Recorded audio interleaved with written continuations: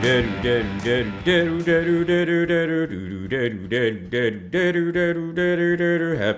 New Year, Happy New Year, Happy New Year, Happy New Year. Hey everybody.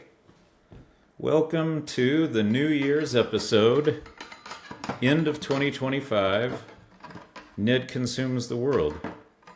I'm joined by my balloon, and I'm going to try to keep it in frame using my Aloha. Is it me you're looking for? Sticker. We'll see if we can get the old mouse around there. Happy New Year! I tried to get glasses and a little hat and be, as festive as Christmas perhaps. And the grocery store doesn't sell those things apparently. Who knew? So instead we have one balloon and some bubbly. So let's celebrate 2025. And for our culture tonight, we're actually going to talk about this because I learned something today that I never really thought of before. There's, 100 dangerous ways you can open a bottle of bubbly. And we're not going to do anything crazy like a saber or anything tonight. We're just going to try to do it the way that God intended. And also, I own champagne flutes. God knows where they are. I couldn't find them, so we are using the slimmest wine glass I could find. Hopefully, no purists out there get super angry. So we're just going to loosen this guy, but leave the cage on it. There you go. Ooh, the smoke. Oh, it's gone now. So this is Cava, not the tea, not champagne, not Prosecco. Cava. I think some people say you're supposed to pour it straight so that it gets a foamy head. I think there's a name for that, but I believe this one you say freshenet. Freshenet? Except that it's from Spain, so I don't know how to say like a really silly Spanish accent word. But Happy New Year. Happy 2026. Let's sing the song, right? What's the song? To all the people doing stuff in the future on New Year's, make good decisions. Don't screw up your entire life in one night for your future. Cheers.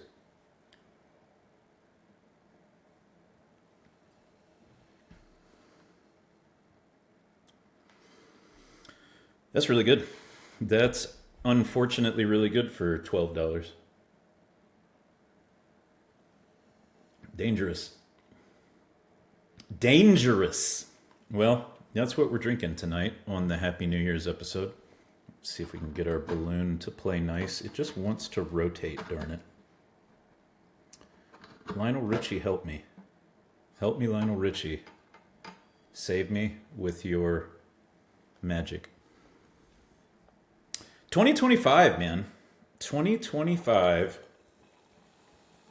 is an interesting year for the history books, for me at least, because of the channel. So, we finally did it. Finally started a channel. 2026 is going to get crazy because I think that this is going to end up being 3 channels? Maybe?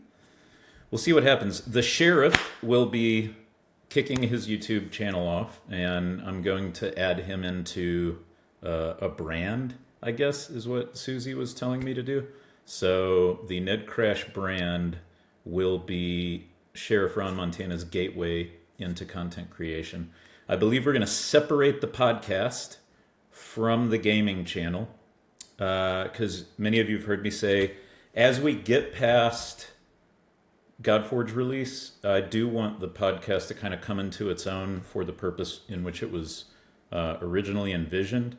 And to that effect, I've got some really cool stuff in the works, and we'll talk a little bit about that with regards to New Year's resolutions here in a moment. But yeah, big things coming in 2026, I hope. For anybody going to Vegas when the Vegas thing supposedly happens, I still plan on having a reception there. So keep an eye out for the Ned Crash reception at the Fateless Godforge Vegas event. I need more information before I can plan anything. So, cheers. So, New Year's resolutions, right? I feel like New Year's resolutions, they always come across as some half-cocked scheme that somebody comes up with like 3 days before January 1st. And it's usually in relation to the diet because there's this immediate guilt that you feel having gone through Christmas and eating like 1,800 peanut butter Christmas tree egg things and lots of other terrible food and eggnog and candy canes and God help us all. But it doesn't, of course, have to be about diets. And I think a lot of people who think outside the box on that end up doing better, But resolutions in general, I kind of changed the way that I look at this maybe about 8 years ago. And I started going instead from resolutions to goal setting. And goals, I think, are more powerful than resolutions. And so now, my household, we have this really cool annual event during December where we sit down and we say, what goals did we achieve this year? We actually have them in a list, right? What goals did we achieve this year? And what are our goals for next year? And there's a lot of different ways to do this, but since I've been doing it, it's been incredibly valuable. It's kind of like giving yourself a to-do list, but you got 12 months to do it. So, basically you wait until middle of November and then realize you have no time left. But we accomplished over 50% of our goals this year. And that's really exciting. And I wouldn't know if I had accomplished them if I never wrote them down, right? But for me personally, creating a goal and not a resolution is more effective. So for instance, instead of sticking to an eating plan or a diet, treat it like a challenge. Give yourself a weight that you want to hit and then say that's the goal for the year. I just got to get there at some point somehow. Figure out the point and the how later. That worked for me this year. I actually hit my goal weight with the challenge mentality, not the resolution of I will do better. It was more like, here's a number, it's a challenge to hit it. How am I going to then do that? Put steps in place, so on and so forth. I wish that I could say that the channel was a goal. The channel was happenstance. Thank you again, Sneaky and Susie, and the entire Fateless team and Godforge for kicking this thing off. Again, hopefully I don't drop the ball and we do some fun things here. But one thing that I wanted to talk about with regards to goals is future casting, because not a lot of people that I know are super aware of future casting, but future casting, if you want to adopt this in your life, can be a really powerful tool. And the way that I look at future casting is maybe a little bit different than your standard self-help coach on YouTube that's going to try to sell you something. I look at future casting as a numeric sequence. So it goes 3, 6, 9. Oh, I've already screwed it up. 3, 6, 12, 1, 3, 5. That is not a password. That is not the combination to a safe full of gold somewhere. Wink, wink. Those are numbers of months and years. So 3, 6, 12, 3 months, 6 month, 12 month. And then 1, 3, 5, 1 year, 3 year, 5 year. Yes, 1 year and 12 month are the same thing. I get it. And in fact, in some cases, you might do a 3, 6, 12, 3, 5, 10, 3 year, 5 year, 10 year. But the way that this works is what you do is you sit down and you say, longest time horizon, and I like 5 better for personal stuff, 10 better for like organizational stuff. But for personal stuff, that's why I say 1, 3, 5, right? Longest time horizon, 5 years from now, what do I want that to look like? So I want a helicopter. 5 years. I got 5 years to get a helicopter. how do I get a helicopter? Well, in order to have a helicopter in 3 years or 5 years, I need to be on the way to getting a helicopter at the 3-year mark. Now, obviously, there's going to be money in that. I have to have enough money to be on track to purchase a helicopter in 5 years. And I need to know how to fly a helicopter, because why would I want a helicopter if I can't fly it? If I'm rich enough that I can hire my own pilot for the helicopter, we're in a different situation, right? But I'm Joe Nobody and I want a helicopter. So, helicopter in 5 years, on the way to have the money in 3 years and be able to fly the helicopter in 3 years. So what needs to happen by 1 year? 1 year, need to be on the way to getting the money, right? Need to be on the way to getting a helicopter pilot's license. So at this point, when I say, 1 year and 3 year, the path, I might do a little bit of research. How much does a helicopter cost? I don't even know how much a helicopter costs. $50,000? $100,000? $150,000? $500,000? I don't know. I've never bought a helicopter. So I would need to do some research, right? And then I would know how much it is to buy a helicopter. I would need to research what it takes to get your helicopter pilot's license. I do know a little bit about pilot's licenses. I have 4 flight hours on like a Cessna, just for fun. But I think that getting a helicopter pilot's license is different. For the regular pilot's license, I know it takes 40 hours of in-air flight, I believe, total or solo. Anyway, something like that, right? 40 hours in the air, which realistically is like 120 hours of your time. And you can't do it all at once. I know that you have to have ground school. And so see, now I'm already starting to put together a picture where there's a time commitment here. There's a time commitment that must happen before this micro goal is achieved. It's not just the money, right? There's all these other things that have to happen. So the 3, 6, 12 comes into play when you say, what do I need to do in 3 months to be ready for the 6-month goal, to be ready for the 12-month goal? And the key to future casting, in my opinion, is 2 very specific things that are important here. One is, don't be a slave to the plan. The plan is important, the goal is important, but learn to be opportunistic. If opportunity comes along and it changes your plan, or it gives you a different door to walk through than maybe the goal or the plan that you originally had, or maybe it's a modification to a micro goal, be open to that. I think that's really important. I think future casting should be a tool, should not necessarily be a religion. The other thing is, be realistic about your micro goals and redo them on some frequency, right? So like, I set a 3-month goal, which is a sub goal to my 5-year helicopter plan. In 3 months, I really shouldn't, change that goal like 1.5 months in, right? Like that should be the most attainable, easiest next step, is the 3-month goal. But let's say that the 6-month goal is a little bit more ambitious and I just don't quite get there by the 3-month goal. That doesn't mean that I scrap the whole program. It just means that I restructure the different steps on the timeline, right? So maybe in the end it takes me 6 years to get a helicopter. Still got a helicopter.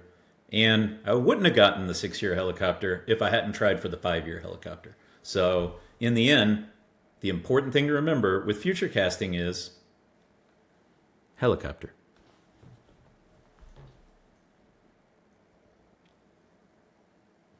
And look, I'm not very good at discipline. Like, I can't self-motivate to go to the gym and lift weights. I never have been able to do that.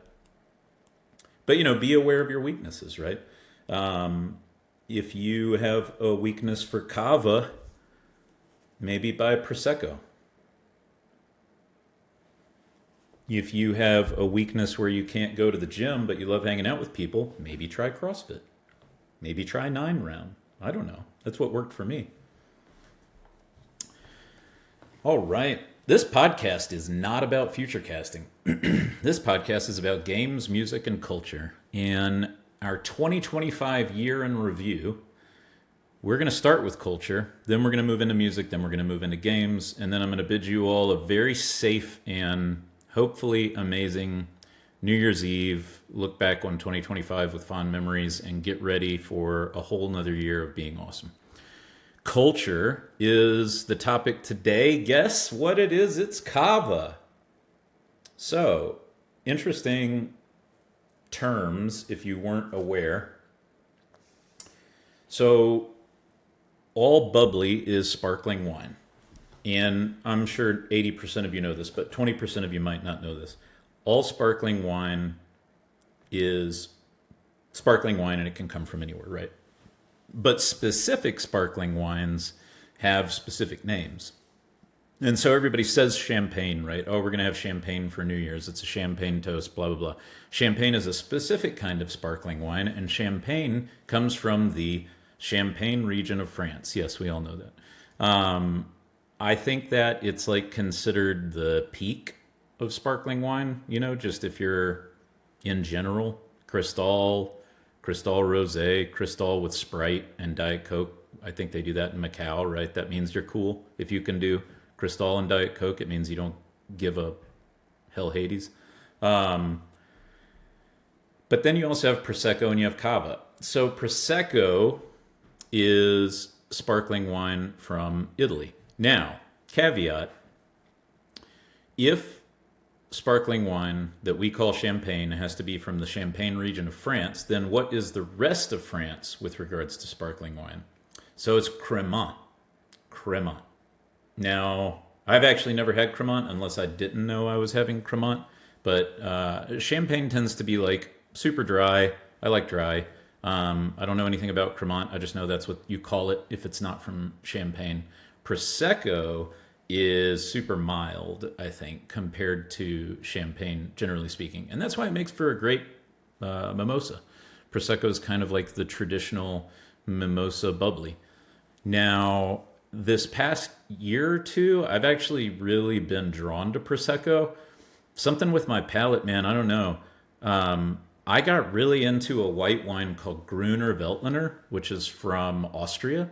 And if you've never tried Gruner and you like white wines, give it a try, because if you end up liking it, it's like $20 a bottle for the good stuff. It is such an affordable wine.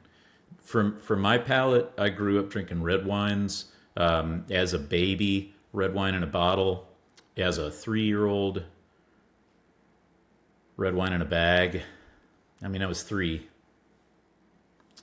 As a 7-year-old, bottle, straight from the bottle.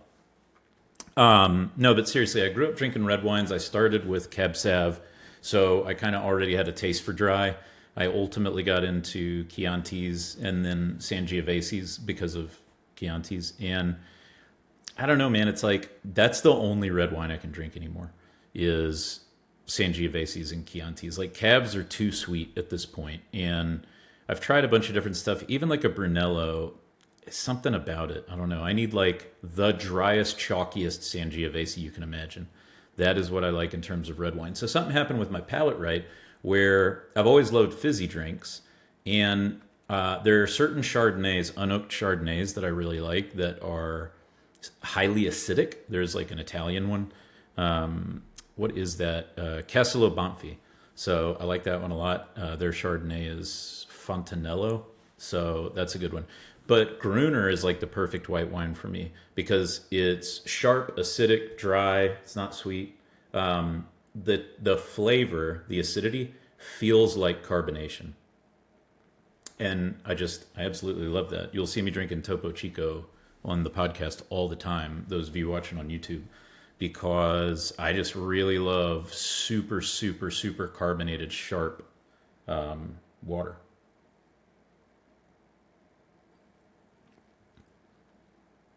So the Cava,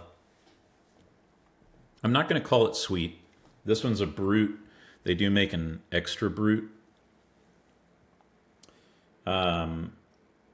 The super like cool looking black and gold bottle, like you'll probably see this somewhere, some of you, for your New Year's party. And that's what's interesting about Cava, because champagne can tend to be a little bit on the pricier side because, it's got the title and the exclusivity and all that. But a lot of times, if you go to a party and they're doing a champagne toast, you're really doing a Prosecco or a Cava toast. And even Prosecco is starting to get kind of hoity-toity round these parts. So Cava might be what you drink and you don't even know it. So I would encourage you to kind of go out and see if you're drinking Cava. So what is Cava? Cava is sparkling wine from Spain. So Spanish, Italian, French, Cava, Prosecco, Champagne, or Cremant. But this is really good. This is really good. Like, if I've drank Cava before and I didn't know it and I just assumed it was champagne, whatever, I forgot that moment and it's gone. But right now, I gotta say, man, for $12, this stuff is really good. I think, and like, it's expensive where I am. I think you can get this for $10 in some states.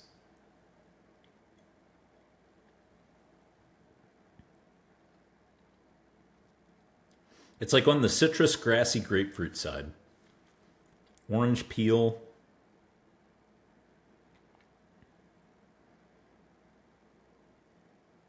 Pear on the nose.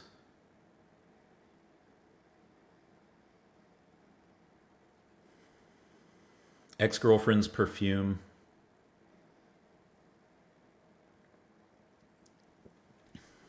Buffalo hide.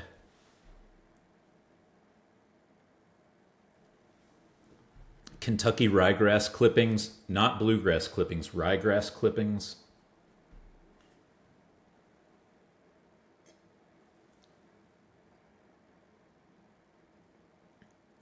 That time I got hit in the face by a rubber dodgeball. Yeah, man, that's a lot of great notes on that one.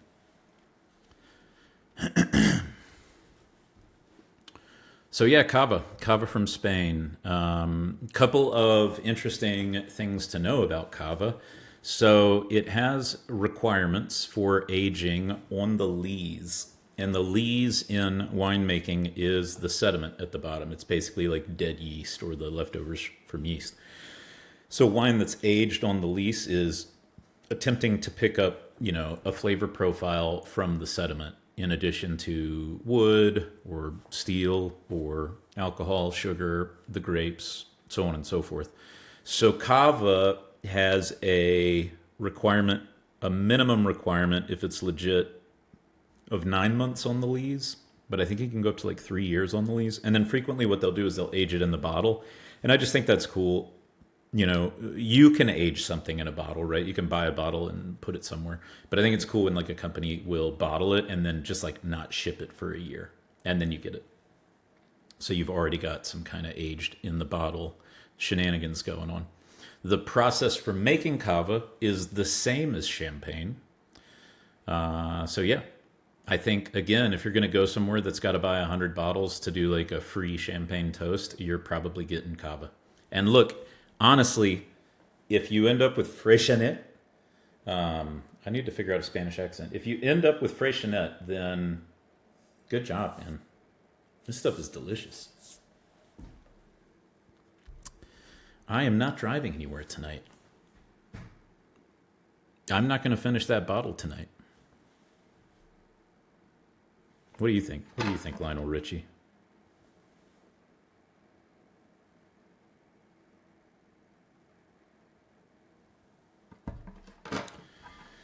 So, music and games. Let's do a little bit of a 2025, what I did in 2025.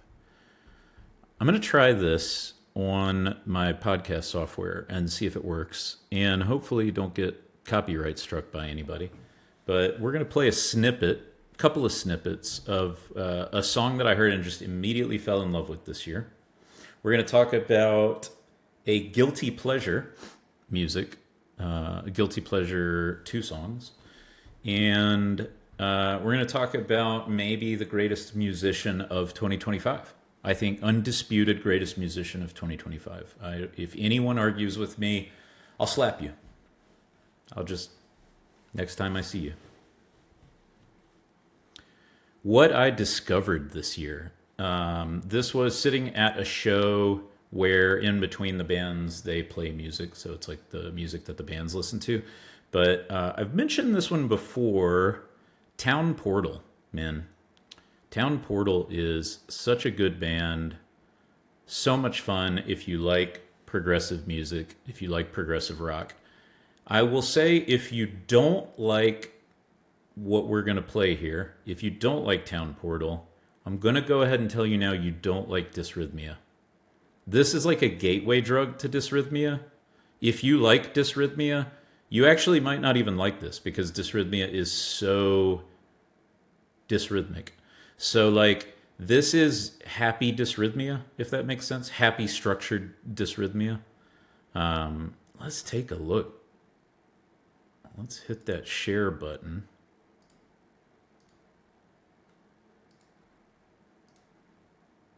Archright. This is from 2019, so, you know, I love it when we say we discover something. This is from 6 years ago, that I discovered it in 2025. But, man, this thing just comes out the gate swinging.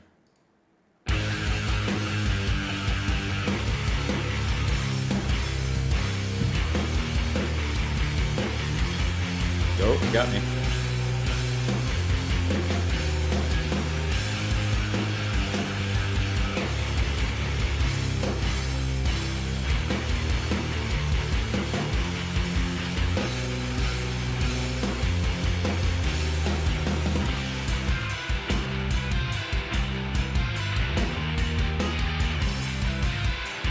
Yeah, flips. I always like that when the melody is on a time signature where it ends up going backwards on the next measure.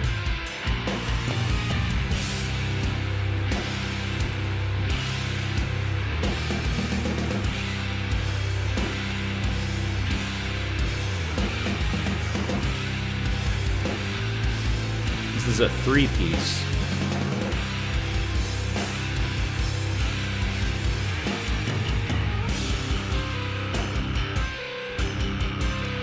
That like deep crunchiness, pause it.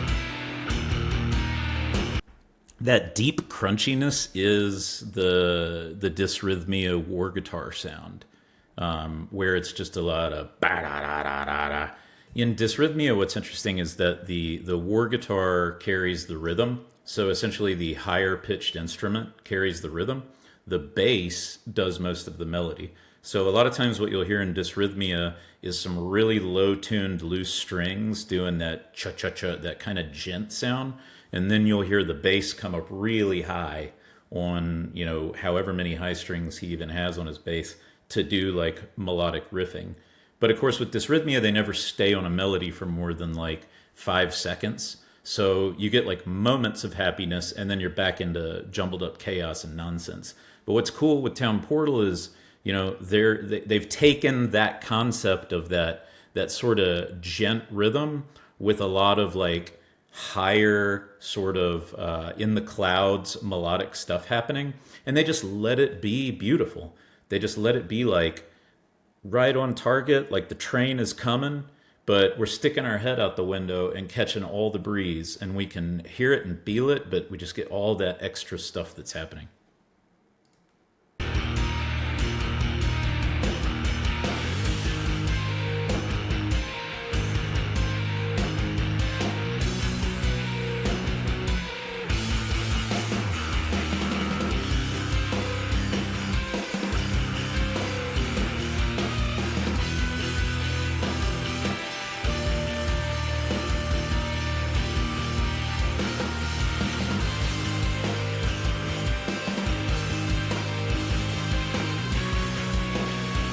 We're building up. We're building up. Back to the original.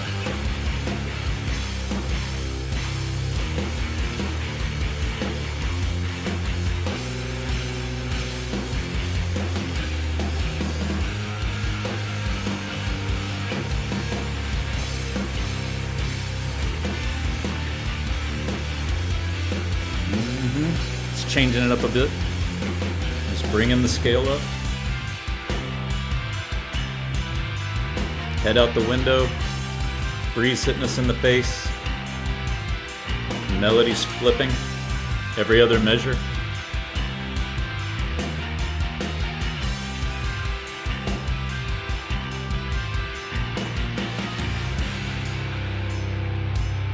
Little relief. Little relief. Now we just get to be happy for a little while. With our Cava. Now we're on the beach. We're on the beach in Spain. A man named Isidro is bringing us another glass of Cava.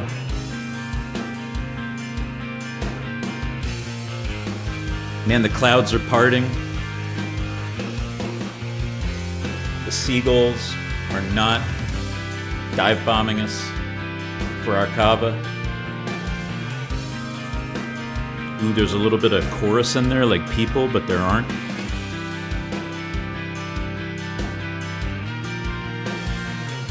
Oh, did you hear that? Little brass.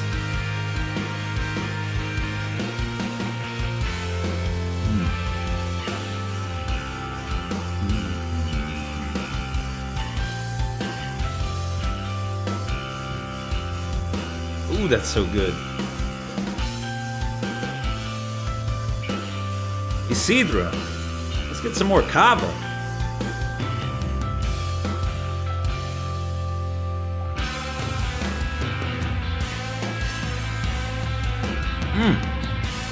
There's that 90s guitar.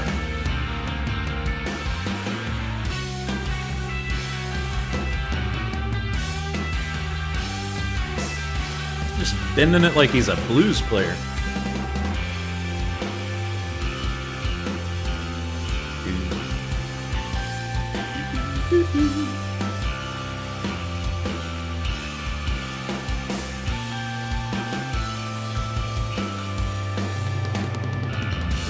Roll.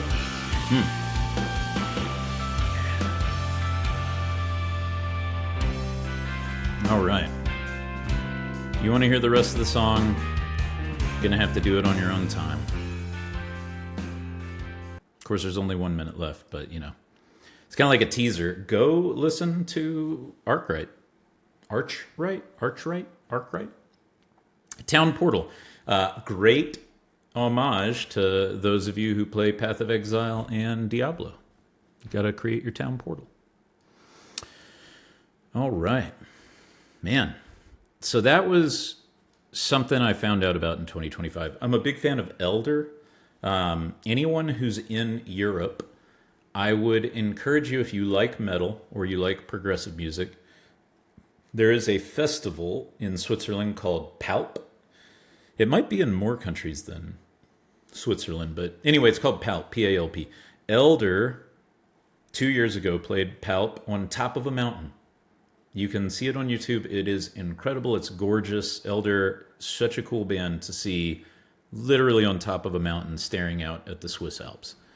They're doing it again this year in August. I am debating whether I want to spend the money to go to Switzerland to see a metal band on top of a mountain. That's a tough one. We'll talk about that closer to August. But hey, look, if you live anywhere near there, like, it's worth it. $100, it's worth it. $200, it's worth it. I don't know how much it costs. It's worth it. A bottle of Cava, it's worth it. Something else in music in 2025 is OneRepublic. Man, so here's the thing, right? I am not a girl in her 20s. I should not like OneRepublic. There was a time when I would have said I'm not a teenage girl, but you know, we all get older. So like, I'm not a girl in her 20s. I shouldn't like OneRepublic. And in fact, the first time I heard OneRepublic, I did not like OneRepublic. I freaking hated OneRepublic, dude. That house song, like, no, stop. Stop right now before we all go insane after hearing that song and getting it stuck in our heads 24 hours a day, 7 days a week. Then one day, they came out with that freaking whistle song. and completely changed my mind. The whistle song, how does the whistle song go? Like, I'm not in his range, right? I have to sound like some kind of bad country singer. I don't know what you've been told. Whistle songs are cool, no need to rock the boat. I'm traveling to Tokyo. Eat some udon noodles and maybe maguro. You know that song, the Maguro song. That's a great song, man. That's a great song. It's a guilty pleasure song because I spent years hating OneRepublic. And then I heard that song and I was like, oh man, that's a good song. Well, they did it again. 2 topics come from the Game Awards on this podcast, and one of them is that dang OneRepublic song for Arknights. Man, that thing is good. Here's what makes the whistle song good, and I'm not going to play these on the podcast because, like, if Town Portal wants to copy strike me, they're like 3 dudes in Denmark, and they're welcome to. I would ask them to come on the podcast. If OneRepublic's labels, agents, trademark attorney wants to cease and desist me, I've got a different problem in life, right? So I'm just not going to go down that road. I know everybody says fair use, but these people can be challenging. They wrote a new song for a video game. And, you know, normally video game movies, video game music, kind of weird, awkward, not often good. Dude, that Gimme Something song is good. And it's the same reason why the whistle song is good. What they are really good at is a baseline driven groove. There's not a lot of like super groovy music that I listen to, but when you get a good bass line and you can just groove with it, and it's like, I'm just bound. I could listen to the bass line, cut everything else out. I'm just grooving with that bass line, man. That whistle song has a badass bass line. That is, I think he probably wrote that first, and then they all coalesced around the bass player. That's my guess. But if I'm wrong, either way, that riff is awesome. This Arknight song is a bass-driven song, even though it's not nearly as complex, if you could even say that, as the whistle song. But Gimme Something, man, it's so groovy. It comes out the gates sounding like Earth, Wind, and Fire if they were from 2025. And it's only 2.5 minutes, so it's one of those where it's like M&Ms, right? Maybe peanut M&Ms. It's like peanut M&Ms. You open a bag of peanut M&Ms. You haven't eaten them for a while. You're really excited. You eat a peanut M&M and you're like, man, this is good. Dude, I like peanut M&Ms. This is really good. And then you eat another peanut M&M. And then you eat another, and then another, and then another. And then you open a second bag of peanut M&Ms because you don't have an effective way to deal with your New Year's resolutions. And then you open a third bag of peanut M&Ms. And at a certain point, you're like, man, I'm only eating these because the feeling only lasts for a short amount of time. That's that Gimme Something song. It's 2.5 minutes. And it's like verse, chorus, end. It's done after they get it out of their system, which maybe is good for a video game. But, dude, that's a good song.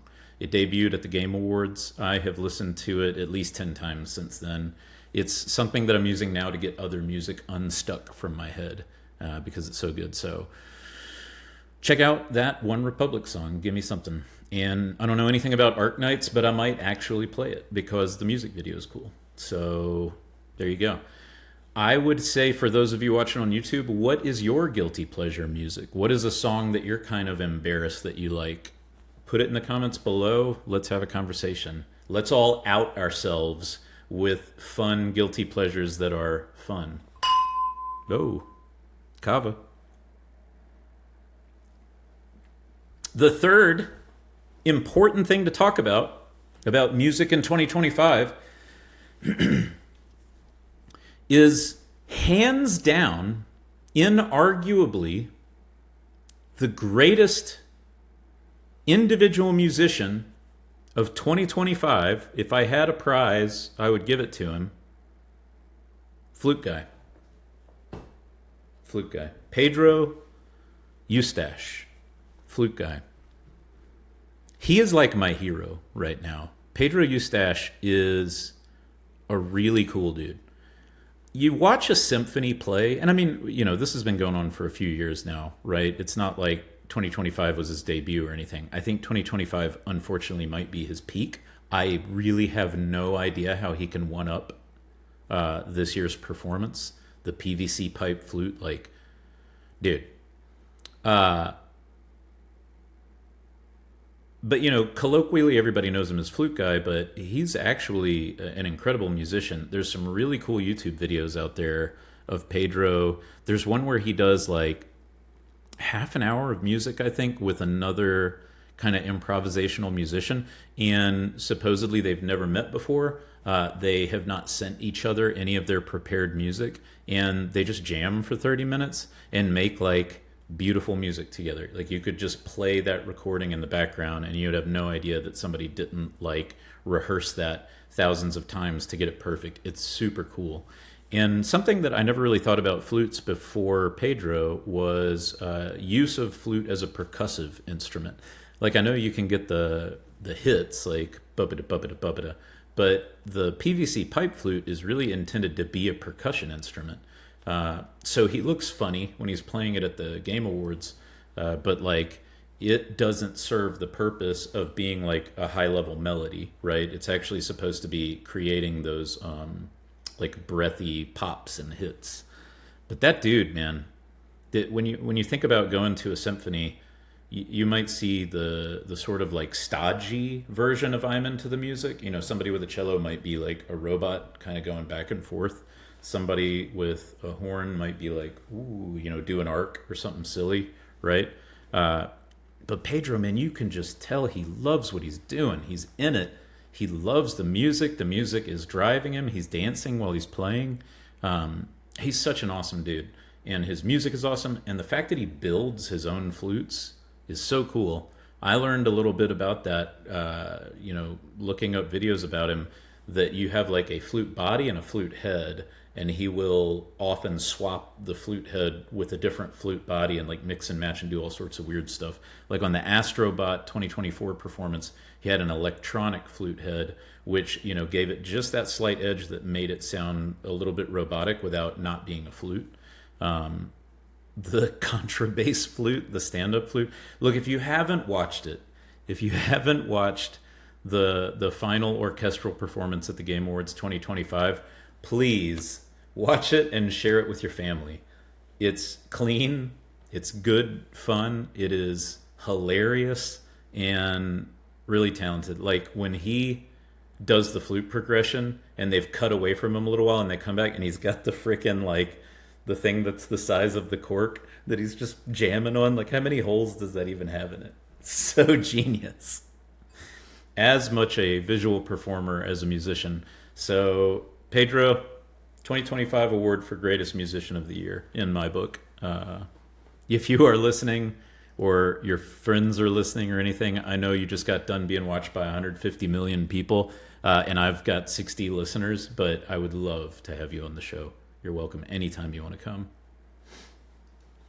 And then games. Let's talk about 2025 gaming. A lot of this is going to have nothing to do with 2025. It's just the way that I play games. You know, everybody buys like 100 games in Steam or PlayStation or whatever, and then like doesn't play them. So you end up with this crazy backlog of stuff that you haven't played. I've really been trying to play the games that I always wanted to play and just kind of like sit through it. Because it's like when you get started, you don't have that motivation. You're like, I don't really want to play this, but usually 3-5 minutes in, you're like, okay, I'm fine. This is fun. And dude, that was me with Fallout 4 in 2025. I have this big problem with Bethesda games where I know that you can get through the story in like 2 to 10 hours, but I know that people spend hundreds of hours playing the game. So I feel like I delay the inevitable because I just don't want to wrap it up. I want to keep the mystique going for as long as possible while I'm doing subquests and factions and stuff like that. So I've never actually finished the storyline to Fallout 4. And I'm proud to say that I finally did like 3 days ago. So Fallout 4, check. I did most of what I wanted to do in the game. Unfortunately, I still feel like I have loose ends to wrap up, and it's just not worth it because I got to move on. I got to play other games. But 2025 was the year. 11 years later, beat Fallout 4. Only took 10 years. But if I go chronologically right, and I think about 2025, another ancient game that I beat was 3 games, the first 3 Final Fantasies. I kind of sat down early in the year and I said, I want to play all the Final Fantasies in order. And I swear to God, Gigs, I did not do this because you were going to do it on stream. I feel like I had the idea, and then all of a sudden Jay Gigs was doing it on Twitch. And, I get blamed for co-piloting chat or whatever. And it's like, I never said anything other than, oh, this is a good idea. I kind of want to do this. But I've beaten, 1 and 2 numerous times over the however many times they sold the dang game to me. That's a fun gimmick in the video game world for anybody who doesn't know it. Make a great game. New system comes out. Re-release it on the new system with something different. New system comes out. Re-release it again, something different. Charge the same price every single time. Keep re-releasing the game over and over again. Eventually call it Anniversary Edition. Then call it Complete Edition. Then call it, hey, idiot, you already bought me edition. And then at that point, you're probably done. I think Skyrim is 1 AR Ray-Ban glasses set away from being done from finally releasing itself. But Final Fantasy Pixel Remaster is the one where you can get basically all of the 8-bit and 16-bit Final Fantasies, core Final Fantasies, because as you know, there is 753 non-core Final Fantasies that run the gambit from chocobo farming to dishwashing. And if you're a hardcore fan, you can try to play them all, but I don't think you have enough years in your life at this point. Square Enix thinks you do. I don't think you do. I'm sorry. The third one, though, I had never beaten. I didn't like the 3D graphics remake. I don't like the 3D graphics remake of Final Fantasy IV. It's like 7 was 7. Let 7 be 7.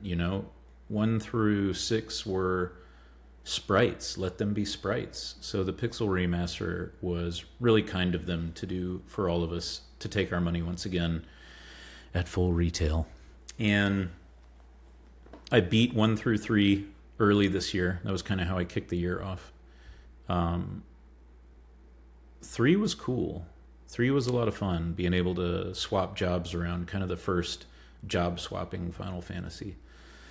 Then when I think through to summer, my memory is the Chrono Odyssey beta. So for anybody who doesn't know, there's an upcoming Korean MMO, I think it's Korean, called Chrono Odyssey.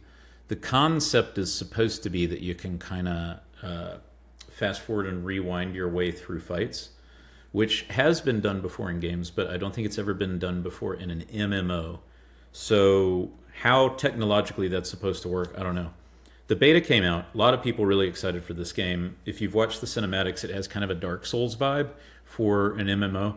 And a lot of people love the dark fantasy, kind of Dark Souls, kind of necromancy type thing. It was a rough beta, let's just say that. It's gone back into development hell because the beta was so rough. But for me, personally, what it did was it blew my computer up. Chrono Odyssey beta killed my computer in summer 2025. That was the computer that I'd been using for 4 years, I think. It was my water-cooled build that I used for quite a long time. I think it had a 3070 Ti in it, so it's not like it was the greatest thing ever, but it was gorgeous. It was a good-looking machine. It literally popped and smoked during the Chrono Odyssey beta. So thanks, Chrono Odyssey. I now have a new computer. Many dollars later. So that was summer. And then fall, we got the Godforge alpha. Cheers, Simon, Fateless, Brad, Dan, Sham. Happy New Year. I know y'all are looking forward to 2026. By the time you're watching this, the people of the future, the mini game is out. Godforge Quests, I think it's called. Anybody who's interested in Godforge, you should absolutely play the minigame because it's going to give you good stuff in the real game. I'm going to do a whole separate video on that though, so I'm not going to spend a lot of time on it. But look, it's out and it is time limited to some extent for you to roll into early access with some really significant goodies. So I would encourage you to do that. Not sponsored, supposedly a $10 premium buy-up might be worth it. If you are really into this game and this type of game, $10 for some sweet rewards going into a free game could be a lot of fun, you know. So yeah, then we kind of move into fall, winter, and we can't forget about maybe the #1 game that came out in 2025. No, not Expedition 33. Megabonk. Megabonk was hands down the best game to come out in 2025. It is still fun to play all this time later. It's going to be fun to play a year from now because your runs are somewhat random and a bit of luck based if you're shooting for high scores, you know, but just super fun to play with builds and kind of roll with what you get on the run. Megabonk's just a really good game, and I cannot, for the life of me, believe one dude made it and will probably keep adding stuff to it. So anybody who hasn't played Megabonk yet, that is totally worth your money just to support Vednad, Danny Dev, whatever. Please do yourself a favor and play some Megabonk.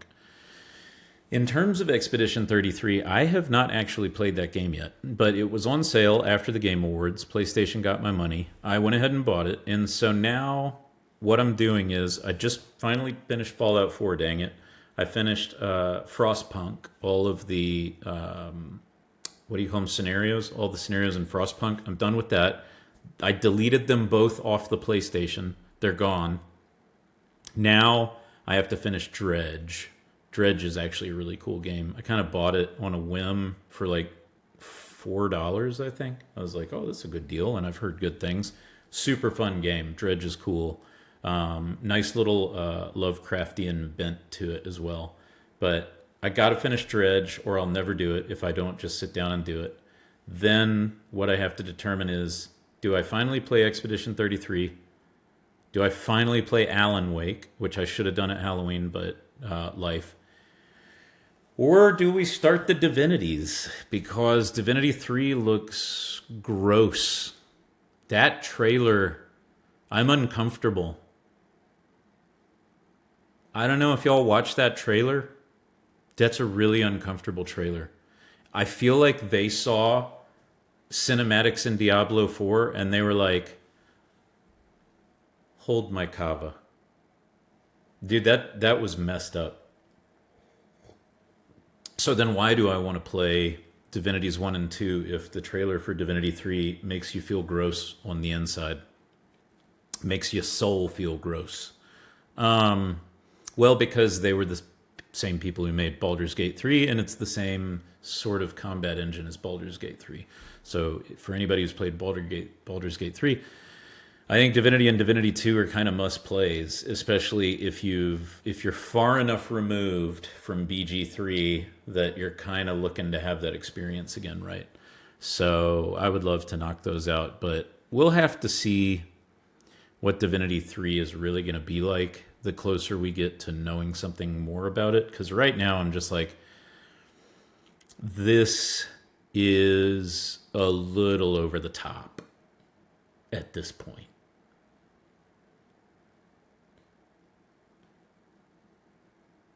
And then a couple of other honorable mentions for the year.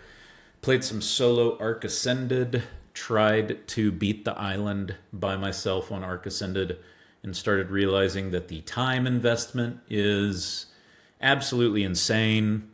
Arc is a lot of fun. I've played Arc over the years on and off with people solo. It's a very fun game. If you like survival crafting games, Arc is fun. Forget about the dinosaurs. Dinosaurs are cool, right? But like, if you don't like dinosaurs, like, forget about that. Just the mechanics of the game are super fun. Arc's a lot of fun. So did a solo run, got one of the bosses down, and then was just like, man, this time sink, dude. I gotta use my time for better stuff. Enshrouded, we have a group that we're playing Enshrouded with, so we don't play often. But man, Enshrouded's a good game. A lot of fun. Zelda meets Valheim with a little bit of Minecraft thrown in for the voxel destruction, so definitely a fan of Enshrouded. And then kind of the latest thing that we're messing with, and I do want to do a review video on it, is Fellowship. So if you were ever an MMO gamer and you like dungeon running, Fellowship is a sort of rinse and repeat dungeon running game. Not much to it outside of the dungeon running loop. So we'll get more into that in the review, but first time I sat down and played it by myself, unimpressed. First friend got online, started playing with my buddy, more impressed. Then we got a third friend, so we had 3 of 4 on our team. Was a lot of fun. I think with 4 people that Fellowship could be a lot of fun if you like that gameplay loop, basically. So something that we're messing with. But, keep an eye on it. We'll see what we play. I plan to do a lot of Godforge stuff. I'm worried that Godforge is going to take up a lot of my time. In one way, I'll say something that I love doing historically over the last 10 years is playing a gotcha game during football season. Because, if you watch American football, you're sitting there for 3 hours and there's a whole lot of commercials and there's a whole lot of timeouts and a whole lot of drama with the referees. So, gotcha games on your phone are a really good companion to American football because you can spend 80% of the time playing the gotcha game and then 20% of the time watching the cool stuff happen when the players actually get to do something. And the refs don't just, take their glory away from them. I don't know, I was trying to come up with another Cava analogy, but I've had too much Cava, so it didn't work. Man, this stuff is good. Freshen it. You want an air freshener?